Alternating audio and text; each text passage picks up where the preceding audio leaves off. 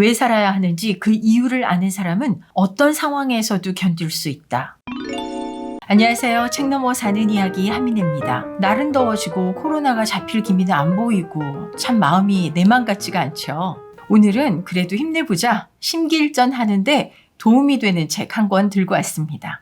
정신과 의사인 빅터 프랭클이 쓴 죽음의 수용소에서입니다. 스타디셀러기 때문에 아마 많은 분들 벌써 읽어보셨을 것 같아요. 이 책은 구성이 독특하죠. 저자인 빅터 프랭클은 오스트리아 출신의 유태계인데요. 정신과 의사이자 심리학자죠. 2차 세계대전 중에 아우슈비츠 수용소와 다카우 수용소에서 3년간 수감자 생활을 했었는데요. 이 책 일부에서 아우슈비츠 수용소에서 자신이 겪었던 이 수감자 체험을 기록하고 있고 2부에서는 빅터 프랭클이 창시한 로고테라피, 일명 의미치료에 관해서 소개하고 있습니다. 제목이 너무 무겁다. 하필이면 왜 그 책이야 하실 수 있는데요. 사실 저는 이번에 이 책을 3번째 읽습니다. 바닥에 있는 힘까지 끌어내야지 이렇게 좀 심리적으로 힘들 때마다 열게 되는 책인 것 같아요. 책 읽어보시는 분들은 공감하시지 않을까 싶어요. 말씀드린 대로 1부와 2부가 상당히 다른 구성이 돼 있는데요. 처음 읽으시는 분들은 1부만 읽으셔도 요즘 같은 상황 견디는데 큰 힘이 되실 거라고 생각됩니다. 전에는 제가 책 소개 드릴 때 보통 이 내용 중심으로 정리를 해서 말씀을 드렸었는데요. 이번에는 인상적인 문장을 직접 읽어가면서 이 책의 흐름을 한번 소개해 드릴까 합니다. 우선 책의 첫 부분입니다. 강제 수용소에 있었던 보통 사람 이야기. 이 책은 어떤 객관적인 사실이나 사건에 관한 보고서가 아니다. 개인적인 체험, 즉 수백만 명의 사람들이 시시때때로 겪었던 개인적인 체험에 관한 기록이다.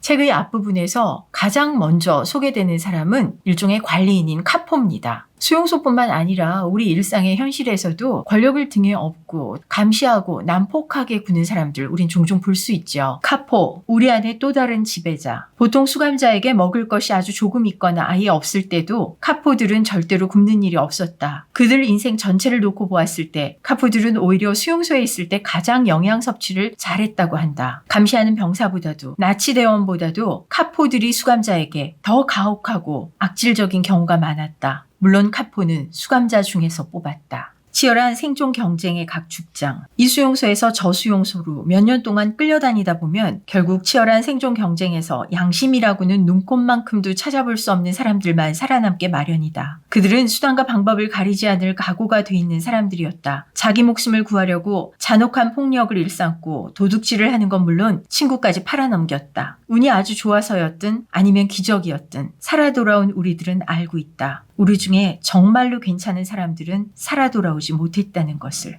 앞부분만 읽어도 가슴이 턱 막힙니다. 빅터 프랭클은 이렇게 담담하게 전체를 먼저 아우른 후 아우슈비츠에서 사람이 변해가는 과정을 서술합니다. 삶과 죽음의 경계선에서 현실 감각을 잃어가는 이런 증상들은 우리 현실의 일상에서 극단적인 상황에 몰리게 되는 사람들이 보여주는 모습과도 공통점을 보이죠. 우선 열악한 환경에 놀라운 적응력을 보입니다. 두어 시간 이상 잠을 잘 자지 못해도 잘 버티고 쌀쌀한 늦가을에 찬물에 젖은 채 밖에서 일을 해도 감기에 걸리지 않습니다. 9명이 담요 2장으로도 지내고요. 비타민 결핍증이 걸려도 잇몸이 튼튼합니다. 심지어 셔츠 한 벌로 반년을 입고 제대로 씻지도 못했는데 상처가 곱는 일조차 없었다고 합니다. 이렇게 몸은 놀라우리만큼 잘 버티는데 정신은 여지없이 무너져 갑니다. 아우슈비츠에 도착한 후 빅터 프랭클은 처음으로 삶과 죽음의 귀로에 섭니다. 깡마른 장교가 수감자들을 쳐다보면서 오른쪽 왼쪽을 결정을 하죠. 가스실이냐 노역장이냐 그의 손짓 하나가 삶과 죽음을 결정합니다. 노역장으로 배치된 사람들은 고된 노동과 구타에 시달리면서 변해갑니다. 같은 수감자가 무차별 구타를 당하는 걸 보고 고개를 돌렸던 사람들은 어느 순간부터 그걸 무덤덤하게 바라보게 되고 마음속에 어떤 동요조차 느끼지 못하죠. 바로 2시간 전에 얘기를 나누던 사람이 싸늘하게 주검이 돼서 밖으로 끌려나가는 걸 보면서도 무심하게 수프를 먹을 지경에까지 이르게 되죠. 수감자들은 그들 나름의 방법대로 고통을 이겨냅니다. 생사가 오락가락하는 상황에서 자신이 바라던 소원이나 욕망은 꿈으로 많이 드러나는데요. 빵이나 케이크를 실컷 먹거나 담배를 피우고 따뜻한 물에서 목욕하는 꿈을 꿈으로써 위로를 얻습니다. 옆에서 사람이 죽어나가도 주머니 속에 숨겨둔 빵을 아주 조금씩 뜯어 먹으면서 나름의 행복감을 느끼기도 합니다. 빅터 프랭클 그 자신도 사랑하는 아내를 떠올리고 그 환영과 대화를 나누면서 힘겨운 삶을 견뎠다고 고백하고 있습니다.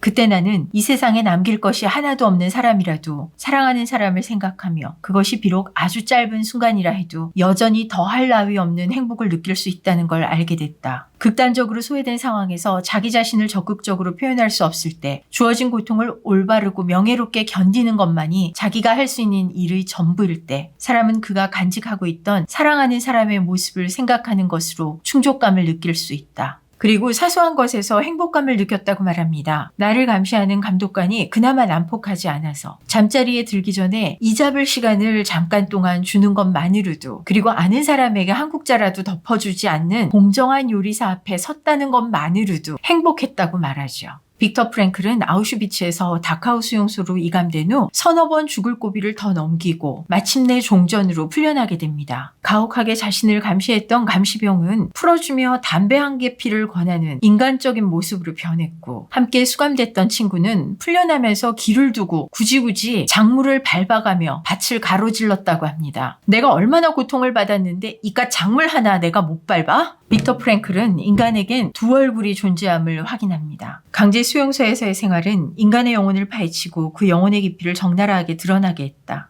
그런데 놀라운 건 이렇게 적나라하게 드러난 인간성에서도 성과학의 혼합이라는 인간 본연의 특성이 발견된다는 점이다. 왜 살아야 하는지 그 이유를 아는 사람은 어떤 상황에서도 견딜 수 있다. 니체의 말은 빅터 프랭클의 의미치료를 그 어떤 것보다도 잘 설명해 줍니다. 책의 2부에서 빅터 프랭클은 삶의 의미를 찾는 방법 3가지를 제시하죠. 무엇을 창조하거나 어떤 일을 함으로써, 어떤 경험을 하거나 사람을 만나서 사랑함으로써, 그리고 피할 수 없는 시련에 대해서 어떤 태도를 취하기로 결정함으로써 진지하게 삶에 임할 수 있다는 거죠. 결론입니다. 빅터 프랭클은 비극 속에서도 낙관을 가질 수 있고 이것이야말로 자신을 발전적으로 변화시킬 수 있는 계기가 된다고 말합니다. 요즘 내가 사는 세상이 내가 알던 세상이 아니야. 멘붕 겪는 분들 꽤 되시는 것 같아요. 자칫 허무하고 무의미하다 느끼실 수 있습니다. 그런데 사람 생각보다 강합니다. 잘 견디고 버티고 이겨나가기에 인간이 존엄한 존재가 될 수 있는 게 아닐까요? 사인님과 이 좋은 책에 관해서 얘기 나눌 수 있어서 저는 기뻤는데요. 재밌으셨어요? 저는 좋은 책 들고 다시 오겠습니다. 고맙습니다.